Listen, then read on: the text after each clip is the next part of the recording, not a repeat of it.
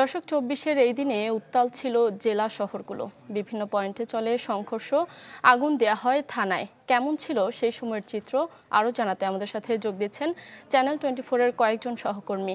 তাদের মুখে শুনে নেব বাকি গল্পগুলো।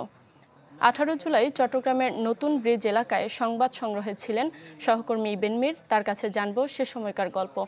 ইবেন। শারমিন, আমরা আসলে সেদিন ছিল ইন্টারনেট ব্ল্যাকআউট, মূলত মোবাইল ইন্টারনেট কানেকশন সেটি কিন্তু এর আগের দিন থেকে মূলত বন্ধ করে দেওয়া হয়েছিল। তবে ব্রডব্যান্ড ইন্টারনেট কানেকশন থাকার কারণে আমরা সকালবেলায় প্রথম যখন শিক্ষার্থীদের যে কর্মসূচি সেটি সংগ্রহ করতে আমরা নতুন ব্রিজ যাই। তবে যাওয়ার পর আমরা সেখানে কিছুটা থমথমে যে পরিস্থিতি সেটি দেখি, আমরা কোনো শিক্ষার্থীকে দেখিনি। তবে যে সেখানে ছিল আইনশৃঙ্খলা বাহিনীর সদস্যরা, তারা যে পর্যাপ্ত তাদের আসলে যে প্রস্তুতি, সব প্রস্তুতি নিয়ে কিন্তু তারা সেখানে অবস্থান করছিল। তবে আমরা এর কিছুক্ষণ পরে হঠাৎ করে অর্থাৎ দেখি যে 10টার কিছু সময় পরই আসলে শিক্ষার্থীরা মূলত সেখানে জড়ো হয়। তারা সেখানে স্লোগান দেয়, তারা স্লোগান দিয়ে তারা সেখানে কিছুক্ষণ দাঁড়ায়, তারপর সেখানে তারা অবস্থান নেয়। অবস্থান নিয়ে তারা এক পর্যায়ে কিন্তু তারা সেখানে রাস্তায় যখন বসে পড়ে, তখন আইনশৃঙ্খলা বাহিনীর সদস্যরা তারা সেখান থেকে তাদেরকে চলে যাওয়ার জন্য যখন বলে, কিন্তু তারা শিক্ষার্থীরা যাবে না। তারা তাদের যে ভাই হত্যার যে প্রতিশোধ, সহযোদ্ধাদের হত্যার যে প্রতিশোধ, সেটিতে আসলে তারা অনেকটা এতটাই তারা উদ্দীপ্ত ছিল এবং তারা বলছিল বিচার, পাশাপাশি যে একের পর এক বিভিন্ন জায়গায় লাশ পড়েছিল সেটির তারা আসলে জবাব চাইছিলেন। তো এক পর্যায়ে আইনশৃঙ্খলা বাহিনীকে আমরা দেখি যে তারা অ্যাকশানে যায়। তখন কিন্তু অ্যাকশানে যাওয়ার সাথে সাথে আমরা টিয়ার গ্যাস এবং রাবার বুলেট যখনই ছোড়া হয় তখনই কিন্তু শিক্ষার্থীরা আসলে চতুর্দিকে ছড়িয়ে ছিটিয়ে পড়ে। তারা তাদের অস্ত্র বলতে সেটি ছিল হাতে একটি ছোট লাঠি এবং ইট পাটকেল, সেগুলো নিয়ে তারা তাদেরকে রক্ষার যে চেষ্টা, অর্থাৎ পাল্টা যে প্রতিরোধ গড়ে তোলার চেষ্টা, সেটি কিন্তু তারা সেখানে নতুন ব্রিজ থেকে তারা পাল্টা প্রতিরোধের চেষ্টা করে। এখানে কিন্তু আমরা সংবাদ সংগ্রহে তখন কিন্তু চাওয়া হচ্ছিল বারবার, কিন্তু আসলে যে সরাসরি সম্প্রচারের যে বিষয়টি সেটি কিন্তু আসলে আমরা করতে পারিনি। সেটি কেন, ব্রডব্যান্ড ইন্টারনেট কানেকশন সেটি আমাদের সরাসরি সম্প্রচার করার যে অর্থাৎ মেশিন, সেখানে কিন্তু ব্রডব্যান্ড কানেকশন আমরা ওয়াইফাই দিয়ে আসলে সেটিও কানেক্ট করি। তবে কিছুক্ষণ পরে কিন্তু আসলে ব্রডব্যান্ড কানেকশনও কিন্তু সারা দেশ থেকে চলে যায়। যে এর প্রেক্ষিতে কিন্তু কোনো টেলিভিশন, কোনো গণমাধ্যম কিন্তু লাইভ সম্প্রচার করতে পারেনি। এর প্রেক্ষিতে সেখান থেকে তারা ফুটেজগুলো সংগ্রহ করে নিয়ে এসে সেটি অফিসে দিয়ে তারপরে সেগুলো আসলে ঢাকা পাঠানো হয়। এরপরে হচ্ছে যে কি, নতুন ব্রিজ থেকে যখনই চাঁদগাঁও বহদ্দারহাটের দিকে যখনই শিক্ষার্থীরা রওনা দেয়, সেখানে কিন্তু পুলিশের সাথে আমরা আওয়ামী লীগ, যুবলীগ, ছাত্রলীগের যে নেতাকর্মীরা তারাও সেদিন সেখানে হামলা করেছিল এবং 2 জন শিক্ষার্থী সেদিনে নিহত হয়েছিলেন। আরেকজন মারাত্মক আহত হয়েছিল, হৃদয়চন্দ্র তরুয়া, যিনি পরবর্তীতে আসলে তিনি শহীদ হয়েছিলেন। অর্থাৎ সেই দিন আমরা সন্ধ্যা থেকে একেবারে রাত পর্যন্ত বহদ্দারহাট, চাঁদগাঁও বিভিন্ন জায়গায় এই যে হামলা, পাশাপাশি শিক্ষার্থীদের যে পাল্টা প্রতিরোধ, সেই চেষ্টা অব্যাহত ছিল। শারমিন। ইবেন, ধন্যবাদ আপনাকে। দর্শক, এই দিনে নরসিংদীর জেলখানা মোড়েও ছিলেন সহকর্মী সঞ্জিত সাহা। এবার তার কাছ থেকে জেনে নেব সেখানকার চিত্রটি। সঞ্জিত। শারমিন, জুলাই 24-এর যে আন্দোলন, সেই আন্দোলনের কিন্তু মূল যে সূতিকাগার ছিল সেটি কিন্তু ছিল এই নরসিংদীর জেলখানা। এই যে পয়েন্টটি, এই পয়েন্টটিতেই মূলত 17 তারিখ থেকে আন্দোলন শুরু হয় এবং 18 তারিখে ম্যাগিও ঠিক আমার মতোই কোয়ালিটিতে কোনো ছাড় দেয় না। 7টি দেশের সেরা খামার থেকে আসে ম্যাগি নুডলসের ময়দা। মা হিসেবে এটাই আমার জন্য গিফট। সেই আন্দোলনটা তীব্র হয় ঠিক এই জায়গাটিতেই কিন্তু পুলিশ এবং ছাত্র জনতার যে আন্দোলন, সেখানে দফায় দফায় সংঘর্ষ হয়েছিল এবং এখানে প্রায় ওই দিন প্রায় 1000 লোকের মতো সমবেত হয়েছিল। তো এখানে যে সবচেয়ে নির্মম যে ঘটনাটি ঘটেছে সেটি হচ্ছে এনকেএম স্কুলের যে 9ম শ্রেণীর ছাত্র ছিল তাহমিদ, সেদিন কিন্তু তাহমিদকে পুলিশ গুলি করে হত্যা করেছে। তো এই জায়গাটাতেই মূলত অন্যান্য যে ছাত্র জনতার আন্দোলনের সাথে তাহমিদও এসেছিল, সেখানে এসে কিন্তু সে অগ্রভাগে থাকার কারণে কিন্তু সে মূলত পুলিশের গুলির শিকার হয় এবং এখানের যে আন্দোলন, সেই আন্দোলন আসলে একটা এতটাই ভয়াবহ চিত্র ছিল যে ইন্টারনেট বন্ধ করে দিয়ে কিন্তু এখানে গুলি চালানো হয়েছে। এখানে আন্দোলনে যারা সক্রিয় ভূমিকা ছিল তার মধ্যে একজন রয়েছে, আমরা একটু কথা বলার চেষ্টা করব। 18 তারিখে এইখানে যে আন্দোলনটা হয়েছে এই সম্পর্কে আমাদের একটু বলেন। 18 তারিখে আমরা মূলত এখানে প্রথমে 1000-5 ছাত্র জনতার মতো ছিল।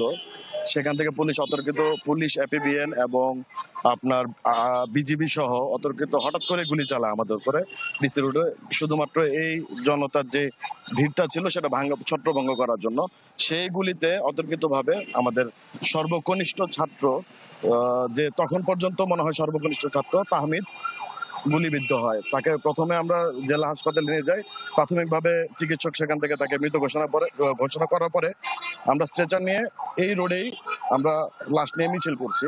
একটা সরকার তখন কতটুকু ভীত হলে এই মৃত লাশের উপরে আমাদের তখন আবার পুনরায় গুলি চালায়। তখন থেকে মূলত আন্দোলনটা আরো বেগবান হয় এবং 19 তারিখে তারই পরিপ্রেক্ষিতে নরসিংদীর আপামর গোষ্ঠীর সকল জনতা মোটামুটি 10 থেকে 15-20 হাজার মানুষের মতো ছাত্র জনতার অংশগ্রহণ ঘটে এই জেলখানা মোড়ে, নরসিংদী জেলখানা মোড়ে। ধন্যবাদ। দর্শক, আপনি শুনছিলেন ওই দিনে যে আন্দোলন, ওই আন্দোলনে কিন্তু পুলিশের গুলিতে যে তাহমিদ মারা গেছে, সেই তাহমিদের লাশ নিয়ে যখন মিছিল করেছে তখন কিন্তু এই মৃত তাহমিদের উপরও এখানে গুলি চালিয়েছে। আমরা আরেকজন রয়েছে, তার সাথে একটু জানার চেষ্টা করব ওই দিন আসলে কি হয়েছিল, কিভাবে আপনারা আন্দোলনটা করেছিলেন এবং কতটুকু তীব্র হয়েছিল একটু বলবেন। আজকে 18 জুলাই আমাদের পেছনে যে স্থানটা দেখা যাচ্ছে এটা হচ্ছে আমরা জেলখানার মোড় বলতাম পূর্বে, কিন্তু 18 তারিখ গত বছর এমন একটি ঘটনা ঘটেছে যার জন্য এটাকে আমরা ছাত্র জনতা নাম করেছি তাহমিদ চত্বর। তাহমিদ হচ্ছে আমাদের নরসিংদীর প্রথম শহীদ এবং আমার জানা মতে নরসিংদী সহ তথা সমগ্র বাংলাদেশের সর্বকনিষ্ঠ শহীদ সে। দর্শক, আপনি শুনছিলেন এখানে যে প্রথম শহীদ তাহমিদ, এই তাহমিদকে ঘিরেই কিন্তু আন্দোলনটা চাঙ্গা হয় এবং পরবর্তীতে 19 তারিখ কিন্তু এখানে যে সবচেয়ে বড় বিক্ষোভটি হয়, এখানে কিন্তু জেলখানায় হামলা হয় এবং জেলখানাটি আগুন দিয়ে পুড়িয়ে দেওয়া হয়। সবচেয়ে বড় কথা হচ্ছে যে এখানে যে সাংবাদিক ইউনিয়নের যে অফিসটি ছিল, তখন কিন্তু ছাত্রলীগ যুবলীগের যে নেতারা আছে তখন কিন্তু সাংবাদিকের অফিসেও হামলা করেছে এবং আমাদেরকে মারধর এবং নির্যাতন করেছে। তো এই ছিল ওই দিনের আন্দোলনের সর্বশেষ অবস্থা। সঞ্জিত, আপনাকে ধন্যবাদ। দর্শক, সবশেষ রংপুরের পরিস্থিতি জানবো। রংপুর মহানগরের মডার্ন মোড় এলাকায় ছিলেন সহকর্মী ফখরুল শাহিন।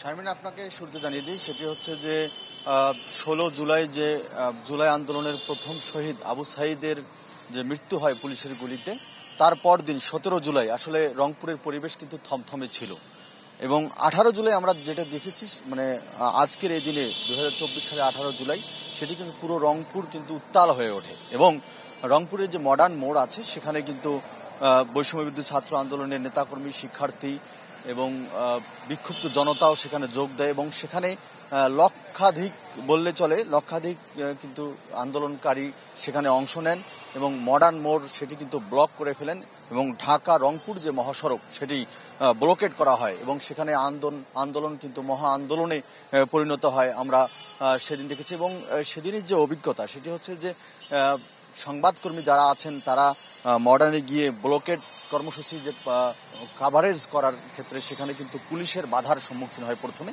এবং শিক্ষার্থীরাও, মানে আন্দোলনকারীরাও কিন্তু দু একটি গণমাধ্যম ছাড়া বাকি গণমাধ্যমগুলোর উপর আস্থা হারানোর কারণে সেখানে আসলে গণমাধ্যম কর্মীদের প্রবেশে তারা কিন্তু বাধা দেন।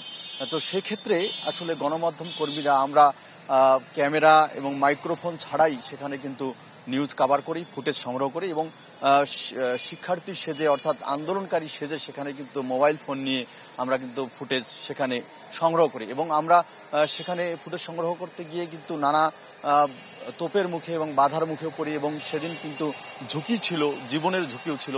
কারণ সেদিন আমরা দেখেছি যে মডার্নে শিক্ষার্থীরা যখন আন্দোলন করছেন, ব্লকেট করছেন, শিক্ষার্থীরা আস্তে আস্তে আগাচ্ছেন, সেখানে কিন্তু পুলিশের আইনশৃঙ্খলা রক্ষাকারী বাহিনীর সদস্যরা, পুলিশ, র্যাব, বিজিবি তারা কিন্তু বুলেট ছুড়ছেন অর্থাৎ গুলি ছুড়ছেন শিক্ষার্থীদের দিকে লক্ষ্য করে। মডার্ন মোড়ের যে চিত্র অর্থাৎ তাজহাট থানার সামনে এই দৃশ্য আমরা দেখেছি যে আস্তে আস্তে পুলিশের গুলি যখন শেষ হয়ে যায় তখন শিক্ষার্থীরা আস্তে আস্তে ধাওয়া করতে থাকে পুলিশকে এবং পুলিশ তখন কিন্তু পিছু হটতে থাকে এবং তারপরে তারা কিন্তু বিক্ষুব্ধ শিক্ষার্থী এবং বিক্ষুব্ধ ছাত্র জনতা সেই তাজহাট থানায় আগুন ধরিয়ে দেয় এবং আমরা সেখানে দেখেছি এবং সেই তাজহাট থানা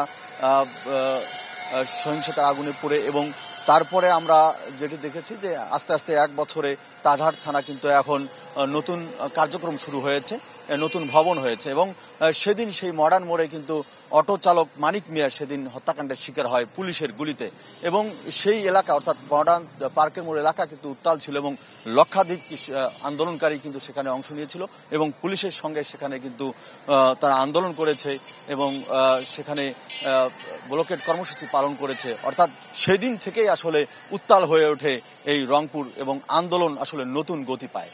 তো এই ছিল এখানকার সর্বশেষ। ফখরুল, ধন্যবাদ আপনাকে। দর্শক, 24-এর এই দিনে জেলা শহরগুলোর উত্তাল পরিস্থিতির খবর জানাচ্ছিলেন আমাদের সহকর্মীরা।